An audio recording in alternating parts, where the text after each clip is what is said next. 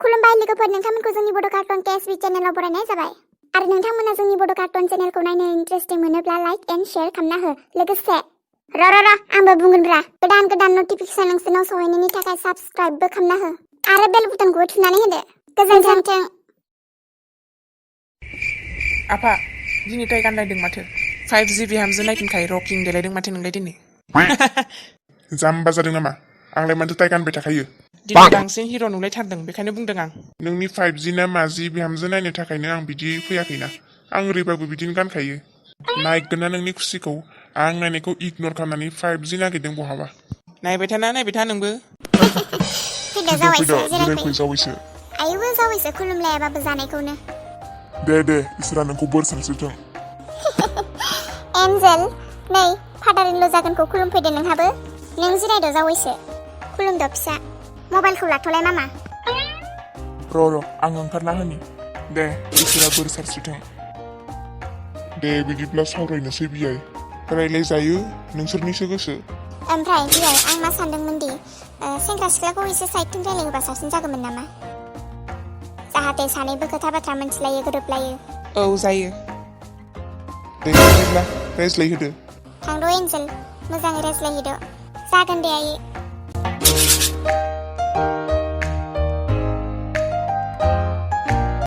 माखौथो नायगंलाय खामबाय थाखो? लाजिदों नामा? माखौथो लाजिनोलै, लाजियाखै, ओरैनो नायनायानो आं। नायगंलाय खामबाय थानायखाय लाजिदों नंदोंमोन आं। लाजियाखै। सिख्लाफोरखौलाय मानसि लाजिनो नङा होमबा? औ। ओमफ्राय खबरफोरालाय मादि? हेलौ। औ हेलौ। हा? मा बुंनायमोन? मा गोमोबाय थाखो? खबर सोंदोंमोन आङो। अह, थिगानो दं।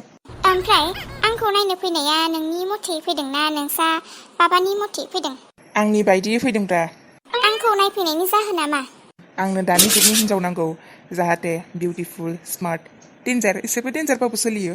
आं बेफोर गुनखौ नोंनाव खोनानो मोन्दों, बेखायनो नायफैनाय जादों आरो आं। बिदिसो। आंथ' जोबोद देलाय मांग्रिखा। आंनो मेकआप बक्स, देलायग्रा बुस्थु बायना होनो हाबाय थागोन नोङो। थै, बेलाय जेबोआनो नङा। मा मावो होनना बुंदोंमोनलाय नोङो? आं माबालै, बिजनेस मावो आङो। बेसे गिदिर बिजनेस? मा बिजनेस मावो? लकेल दाउनि बिजनेस। लकेल दाउजोंनो जोबोर गिदिर बिजनेस जालांबाय आंना। मानसिफ्रा बांसिन बयलारफोरखौ आरो अमाफोरखौ फिसिनायनि थाखाय आंहा लकेल दाउखौनो फिसिबाय आरो, होमबाबो जोबोर गिदिर जालांबाय आंना। थगायाखैथ'? आंथ' खोनादोंमोन माथो जेबोखौनो मावा होननानै। बिफानि खामायनायजोंसो जाबाय थायो होननानै खोनादोंमोन आं। थै, मानसिफ्रालाय आरो जात बुंखायो, मेगन सानासो बुङो बेफोरखौ। मालायनि खस्थ' खामायनायफोरखौ नायनो हाखाया मानसिफ्रा। आं मालायथो एफा गिदिर सेंग्रा जालायना होमबा बिफानि सायाव जाबाय थागोन ना। क्वालिफिकेसनफोरालाय बेसेथो? आं MA खौनो पास खालामना दोनबायलै, बटानियाव। MA pass? माथो जुमाय सेरेब जौ पास बायसासो नुयो नोंखौ नायनानै। आरे, आं खालामदोंब्रा MA। जब मावनो इन्ट्रेस्ट गैया, बेखायनो बिजनेस लाइनाव फैबाय आरो आं। दे, थिगानो। ओमफ्राय नोंलाय आंजों जुलि जानो इन्ट्रेस्ट दंना गैया? बेखौ आं सानथ'वाखै। ओरैनो आं जास्ट ट्राइ नायग्रोदों आरो नों मादि मा, आरो आंनो टाइम नांगौ नोंखौ सानबावनो। डाइरेक्ट बुंना लानो हाया नङा। खामायनाय नुबानो, माहाजोन नुबानो थांबा जाया नङा। खोथा थायो आंहाबो देलायनायनि, मेकआप ओरि खालामनायनि। मोनगोन मोना सायावल'सो बुंथिखायोना मानसिफ्रा। उनाव आरो होगोन दानै होआ जाहैयोना। साननो गोनां आंहाबो। आंथ' नोंखौ फसायखाबाय, आरो आंथ' होखागोन माथो नोंनो। मा बियो बेखौनो होखागोन आंलाय। ओमफ्राय नोंहालाय खैजोनसो एक्स गार्लफ्रेन्ड दंमोन? दंनायालाय दंमोन 50 जनसो, खिन्थु थगायनांसिगोनलै जानो नंला। गैयालै आंहा। साइन्स फरायनानै मेजर बटानि लानानै सिख्लाफोरजों लाइन मारिनो टाइम मोनासै। खिबु सालायलायनाय फरायनांगौमोन ना आङो।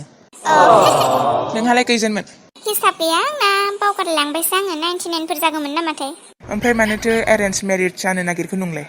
नों मिथिगौ ना, आंनि बयफ्रेन्डसफ्रा सासेबो मा होनगोन आङो, सासेबो आंनो मेकआप एरिखौनो बायना होग्रा बिदि मोनासै आङो। पुरा साननैसोल' होगोन हा, ओमफ्राय साननैसोनि उनावनो बानानैसो ना मानासो आंखौ फाथा खामा खालामो आरोना। बेखायनो आङो सासेखौबो फसायासै, टाइम पास खालामबाय आङो।